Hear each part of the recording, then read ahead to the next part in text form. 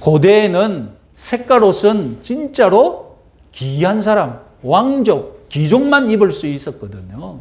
그래서 이스라엘에게서는 채색 옷을 입는 사람은 어떤 계급입니까? 왕이나 제사장들이, 대제사장이나 채색 옷을 입지 않았습니까? 이제 장자 대우를 받는 요셉은 공식적으로 무슨 짓을 해야 합니까? 무슨 일을 맡았습니까? 형들을 감시하는 일을 맡은 거예요. 장자니까. 채색 옷을 입혔으니 그럼 노동은 어떻게 합니까? 채색 옷, 그 긴 옷 입고 일을 할 수 있겠습니까? 일은 안 하는 거죠. 이제 면제되는 거죠. 그래서 무슨 사건이 벌어졌습니까? 형들은 멀리 나가서 양들을 치고 있는데 온 광야를 돌아다니면서 경상도 말로 쇠가 빠지게 지금 양들을 치고 있는데 요셉은 어디에 있었습니까? 요셉은 아버지 곁에 있었어요. 그래서 무슨 임무를 받습니까? 저 형들이 저기서 고생하는갑다. 네가 가서 한번 보고 정말로 고생하는지 보고 나한테 와서 어떻게 하라고요? 보고해. 이게 이제 요셉의 하는 일이 된 거예요. 요약해보면 2절에서 요셉은 나쁜 보고를 했었죠. 3절에서 아버지는 어떻게 했습니까? 공평무사하게 일을 처리하는 것이 아니라 나쁜 보고를 받고 요셉을 어떻게 해버렸습니까? 장자 대우를 했습니다. 그리고 장자로서 형들의 목동 일을 감시하는 임무를 이제 수행 중이었습니다. 여기서 생각해 볼 점은 야곱은 형들이 요셉을 어떻게 생각하는지 전혀 모르고 있다는 점입니다. 그래서 저 무식한 아들들이 몰려있는 곳에 요셉을 그냥 보내줘요. 저들이 얼마나 요셉을 미워하는지 알고 있었다면 그 먼 길을 보내지 않았을 건데 모르니까. 왜 모릅니까? 레아의 아들들에 관해서는 신경을 안 쓰는 거예요. 관심이 없는 거예요. 저들이 무슨 생각을 하고 있는지 관심이 없는 거예요. 그냥 나쁜 놈인 거예요. 사고치는 놈들인 거예요. 감시를 해야 돼요. 야곱이 이렇게 편파적으로 대우한 것, 레아의 아들을 이렇게 편파적으로 대우한 것, 나름대로 야곱 나름대로 변명의 여지가 있습니다. 장자 르우벤은 무슨 사고를 쳤습니까? 대리모 빌하와 근친상간하는 이런 놀라운 담대한 일을 벌이고 말았죠. 둘째 시므온과 셋째 레위는 세겜에서 무슨 일을 벌였습니까? 그 세겜 가나안 족속들을 어떻게 해버렸습니까? 그냥 막 다 죽여버렸어요. 그래가지고 이 집안이 가나안 족속들에게 죽을 위험에 처하게 만들었어요. 레아의 아들들이 하는 일이 이런 거예요. 조금 머리가 굵어졌다면 사고만 치는 거예요. 그러니까 이 야곱은 레아의 아들들을 사랑할 수가 없었던 거예요.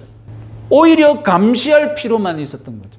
그래서 자기 제일 사랑하는 아들 요셉을 감시자로 붙여둔 거예요. 자, 우리는 조금 이제 성경 속에서 조금 빠져나와서 이렇게 생각해 볼 수 있겠습니다.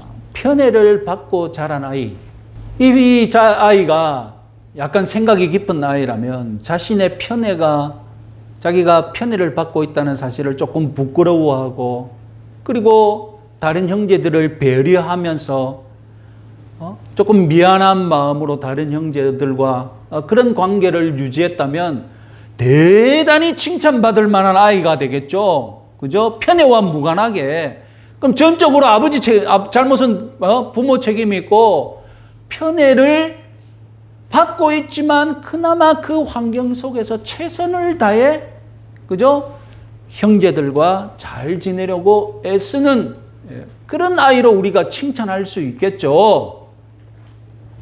그래서 편애를 받아 누렸다고 해도 편애받은 아이가 어떻게 처신하느냐에 따라 다 판단이 다를 수가 있습니다. 요셉의 경우는 어떤 것 같습니까? 요셉은 좀 더 능동적이고 적극적으로 편애를 즐긴 것 같지 않습니까? 편애의 혜택을 마음껏 누리는 것 같지 않습니까? 지금 자기가 편애를 받는다는 사실에 대해서 다른 형제들에게 전혀 부끄러워하지도 않고 형들을 배려하는 마음이 없는 것 같지 않습니까? 만약에 요셉이 차별받는 형들을 배려하는 성품을 가졌다면 얼마나 좋았겠습니까? 그러나 그런 기대는 무리인 것 같습니다. 형편이 이러하니 형들의 반응, 어떻습니까?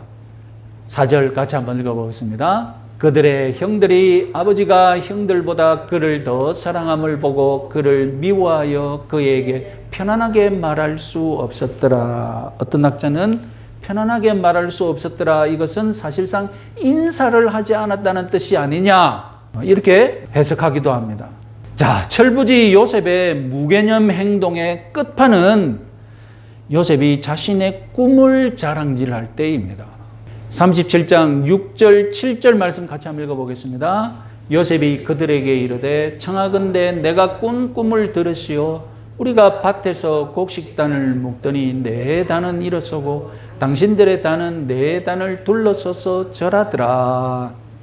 이 꿈은 형들이 요셉에게 절할 그런 미래를 예언하고 있죠.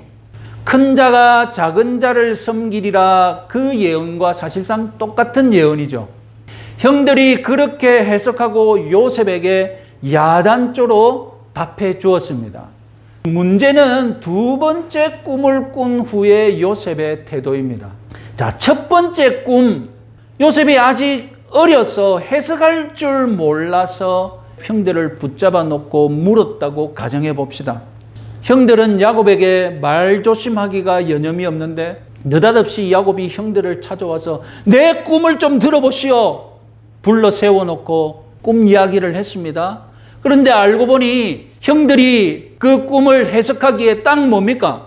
형들이 동생 야곱에게 나중에 절하게 될 것 같다는 그런 해석이 나오는 꿈입니다.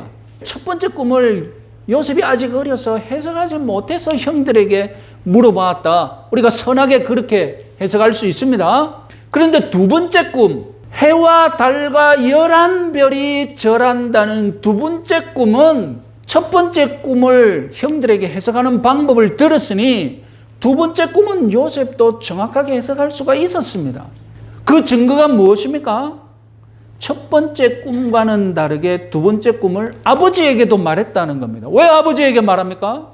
그 꿈이 아버지와 관련되어 있다는 것을 요셉도 캐치했기 때문에, 알았기 때문에 아버지에게 말한 거죠. 만약에 첫 번째 꿈은 100% 몰라서 형들에게 알아보기 위해 말한 것이라면 두 번째 꿈은 요셉 자신도 어느 정도 해석했는데 그 해석이 맞는지 확인하기 위해 형들과 아버지에게 말한 것이죠.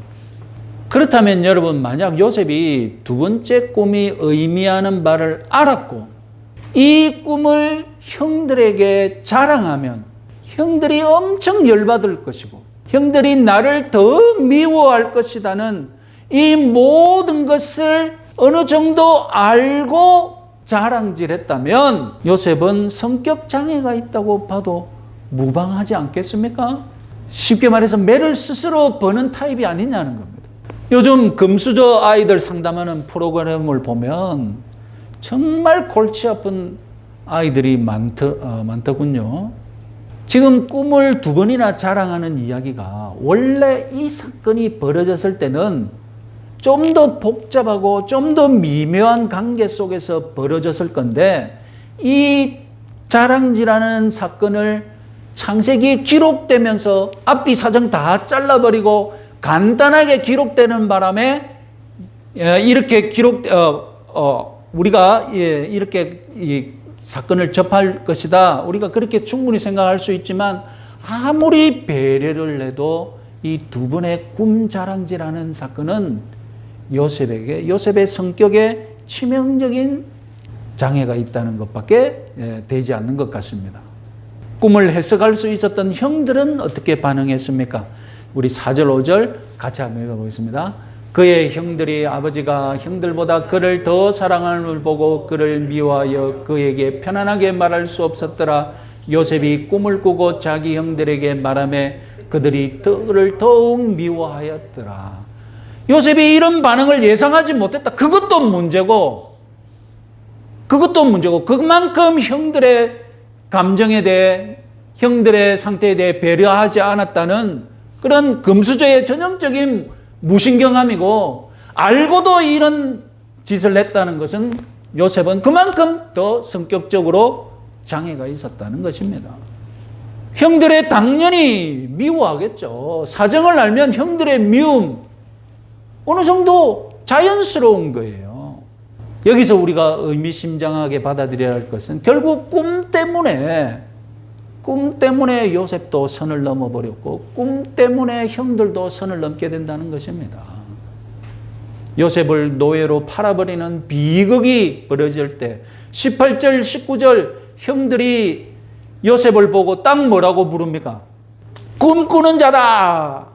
요셉은 꿈 때문에 선을 넘어서 형들을 자극했고 형들은 꿈 때문에 요셉을 더 미워했던 겁니다. 더 미워하는 바람에 형들은 꿈꾸는 자 요셉을 죽이려고 했고 실제로 노예로 팔아버리는 일이 벌어지고 말았던 겁니다. 지금까지 우리는 현명한 애굽의 총리 요셉과는 별도로 10대의 요셉을 정확하게 이해해 보려고 애썼습니다. 요셉은 아버지의 편애를 마음껏 누리면서 그야말로 동생다움을 전혀 모르고 자란 금수저였습니다. 야곱은 어린 요셉을 장자 대우해줬고 가장 비싼 옷을 입혀서 그를 돋보이게 만들었습니다. 그 바람에 요셉은 형들의 아픔을 전혀 모른 채 편애를 마음껏 즐기며 성장했던 겁니다. 10대 요셉의 실상은 정말로 많이 다듬어져야 할 거친 돌멩이였습니다. 그래서 하나님은 요셉의 이 모난 부분, 요셉의 이 주변 사람들을 상처 주고 주변 사람들의 상처에 무신경한 이 요셉의 성격 상태를 쳐내버리기로 하셨습니다. 그러기 위해서 요셉은 야곱의 편애라는 온실 속에서 나와야 합니다. 야곱의 편애라는 이 온실에 있는 한 요셉은 하나님에게 어떠한 유익한 일꾼이 될 수가 없습니다. 그래서 하나님은 요셉을 아버지의 품에서 빼앗아 와서 어디로 보냅니까? 그야말로 인생의 맨 밑바닥인 이집트의 감옥에 쳐넣어버립니다. 마치 간사한 야곱이 누구에게서 해방되어야 합니까? 간사한 야곱이 어머니 리브가에게서 해방되어서 어디로 가야 합니까? 하란에 목동을 하면서 야곱이 다듬어졌듯이 요셉의 영적 여정에 있어서 이집트는 야곱의 영적 여정에 있어서 하란과 똑같은 곳이 되는 것이죠. 아버지 야곱은 이삭의 편애 때문에 하란이라는 훈련장으로 가야 했다면 요셉은 이제 아버지 야곱의 편애 때문에 아버지의 품을 떠나서 이집트의 감옥으로 가는 일이 벌어졌던 것입니다. 잘 정리를 해보면요, 요셉을 사지로 몰아간 것이 무엇입니까? 아버지 야곱의 편애입니다. 그뿐 아니라 요셉의 근수저 근성도 한몫했습니다. 마지막으로 형들의 더한 미움이 이제 활용점정이었습니다. 하나하나 따져보면 다 꼴보기 싫은 것들입니다. 하나하나 따져보면 다 인간의 타락한 모습 그대로인 것입니다. 그런데 하나님은 우리 인간들의 이 꼴보기 싫은 것들을 다 모아서 아름답게 사용하십니다. 금수저 요셉을 고난의 감옥 속으로 연단하셔서 결국 겸손하게 일 잘하는 종으로 만드신 분이 바로 하나님, 저와 여러분들이 믿는 하나님이십니다. 로마서 8장 28절 말씀, 우리가 좋아하는 말씀, 우리 다시 한번 읽어봅시다. 우리가 알거니와 하나님을 사랑하는 자 곧 그 뜻대로 부르심을 입은 자들에게는 모든 것이 합력하여 선을 이루느니라. 내가 내 자신을 보기에 좀 괜찮은 사람 같은데 만일 하나님이 보시기에, 그리고 주변 사람들이 여러분들을 보기에 여러분들이 17살의 요셉처럼 아나무인이고 식은방이 하늘을 찌르고 철없는 인생을 살고 있다면 하나님이 어떻게 하시겠습니까? 하나님께서 우리를 연단하고 계심을 믿으시기 바랍니다. 자, 이제 우리 교회를 개척할 때를 생각해 보십시다. 교회에서 은혜롭게 분립 개척을 결정해서 서로 격려 속에서 개척하는 경우 정말로 보기 드물죠. 큰 교회는 더 크려고 하지 분립해서 개척하려고 하지 않습니다. 그래서인지 교회 개척은 잘잘못을 따질 것 없이 대부분 대립이나 분쟁, 상처, 비방 속에서 이루어지는 것을 우리 주변에서 허다하게 볼 수 있습니다. 감사하게도 우리 교회는 상대적으로 조용하게 개척된 것 같습니다. 우리 교회도 하나님의 연단 속에 있는 줄 믿으시기 바랍니다. 못나고 못된 우리들을 하나님이 붙잡고 사용하고 계십니다.